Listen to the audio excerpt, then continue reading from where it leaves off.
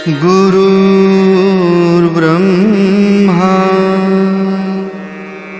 गुरुर्विष्णु गुरुर्देवो महेश्वरः गुरुः साक्षात् परब्रह्म तस्मै श्री गुरवे नमः. சாய் என் உலகம் எனும் அத்தியாயத்தில் இன்று நாம் பாபாவின் 11 உறுதிமொழிகளைக் காண்போம். கலியுகத்தில் கேட்டவர்க்கு கேட்டவரத்தை உடனே அளிக்கும் வள்ளலாக திகழும் ஷீரடி பாபாவை ஒருமுறை நினைத்தாலே போதும், 9 தலைமுறையில் செய்த பாவங்கள் தீரும்.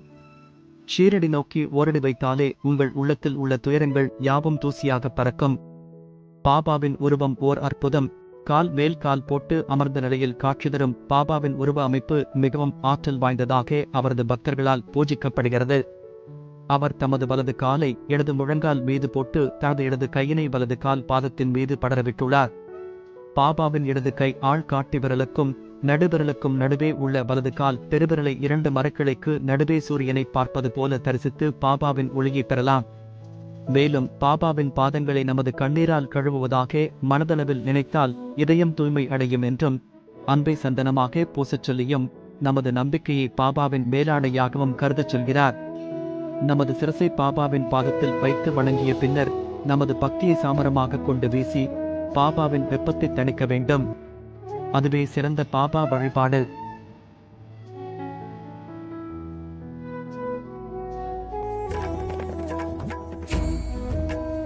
உங்கள் பாதங்கள் ஷீரடி மண்ணை தொடும் போது உங்கள் துன்பங்கள் அனைத்தும் நடக்காமல் தடுக்கப்படும். என் சமாதியின் படிகளில் ஏறிச் செல்பவரின் துயரம் தோற்கடிக்கப்படும்.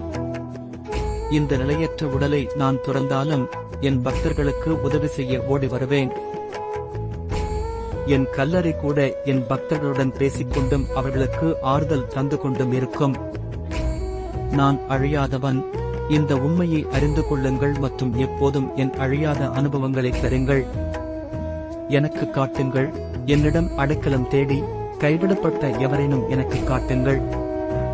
ஒரு பக்தன் எந்த தீவிரத்தோடும் ஆர்வத்தோடும் பக்தியோடும் என்னிடம் பிரார்த்தனை செய்கிறானோ அதே தீவிரத்தோடு நானும் பதிலளிப்பேன் என்றும் உங்கள் வாழ்க்கையின் சுமையை நான் சுமப்பேன் அல்லது என்னுடைய இந்த வாக்குறுதி பொய்யாகிவிடும். என் உதவியை நாடுபவர்கள் அதை ஏராளமாக பெறுவார்கள் என்பதை அறிந்து கொள்ளுங்கள். மேலும் அவர்கள் எதை கேட்டாலும் அவர்கள் பெறுவார்கள். யார் என்னிடம் முழுமையாகச் சரணடைந்தாரோ அதுவே அவரது உடல், பேச்சு, மனம், புலன்கள், புத்தி மற்றும் உள்ளுணர்வின் முழு சரணாகதை. நான் அவருக்கு என்றென்றும் கடமைப்பட்டிருக்கிறேன். என் மீது தீவிர பக்தி கொண்டவர் எவருடைய நம்பிக்கை என் காலடியில் உறுதியாக இருக்கிறதோ, தொடர்ந்து சாய் சாய் என்று முழக்கமிட்டு என்னுடன் ஒன்று விடுகிறாரோ அவர் என் அருளாலும் ஆசீர்வாதங்களாலும் நிரப்பப்படுவார். இத்தகைய அருள் மிகுந்த உறுதிமொழிகளை கூறுவது மட்டுமல்லாமல் அவற்றை மனதிலும் நிறுத்தி செயல்பட வேண்டும். மேலும் இந்த உறுதிமொழியில் குறிப்பிட்டுள்ளவாறு பக்தர்கள் என்றென்றும் பொறுமையுடனும் நம்பிக்கையுடனும் சாய்பாபாவை வணங்கினால் எந்த துன்பமும் அவர்களுக்கு நேராது என்பது உண்மை.